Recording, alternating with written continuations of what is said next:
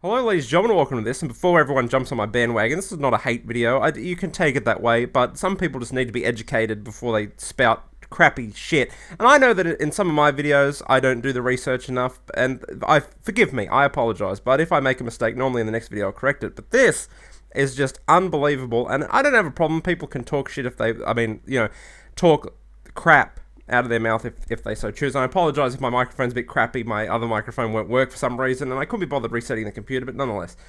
A Wings Redemption video that, because I follow him on Twitter and I thought it was THQ and I wanted to hear it, so I watched it and I was befuddled by what was said.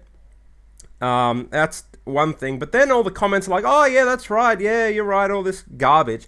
So I wrote down some points. I know I'm a bit into this video, but I wrote down some points to counter it and to actually tell you what's the truth and what's not. So go and watch that video. I will try and post it as a video response. I don't think that'll work, but anyway.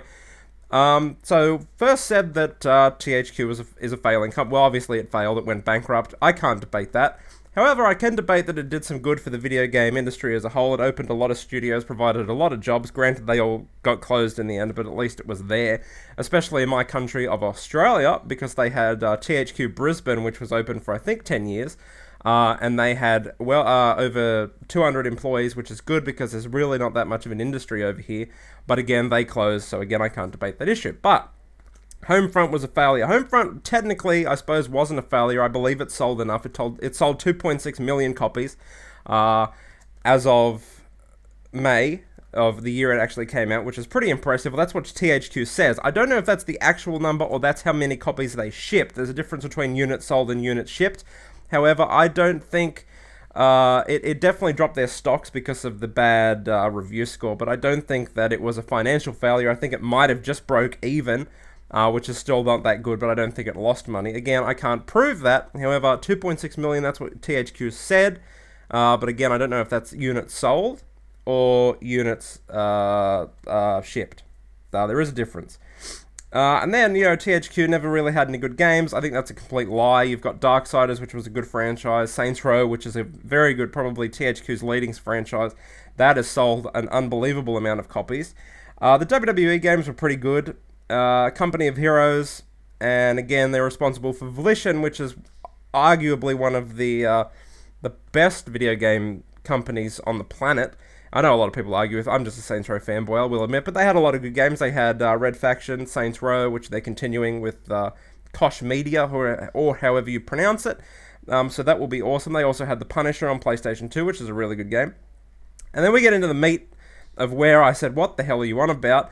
With the Microsoft and the Activision. Apparently, according to Wings of Redemption, that Microsoft doesn't like Call of Duty. I beg to differ. That is why Microsoft and Activision put $1 million in together to have a $1 million Call of Duty tournament, and that's why Microsoft has paid Activision an unbelievable amount of money to have timed downloadable content for Xbox, to have it promoted more on Xbox 360 than PlayStation 3, because at the moment, Call of Duty is really the only thing pushing the Xbox 360 in terms of games. I mean, a lot of people might be buying it so they can watch TV on it or DVDs, or they can have Netflix and stuff like that. But on the games front, Call of Duty is so much more popular on Xbox 360 than it is on any other platform because Microsoft push it. They love Call of Duty. It's pretty much the only thing selling the goddamn thing. And I'd like to know where any evidence of the contrary is.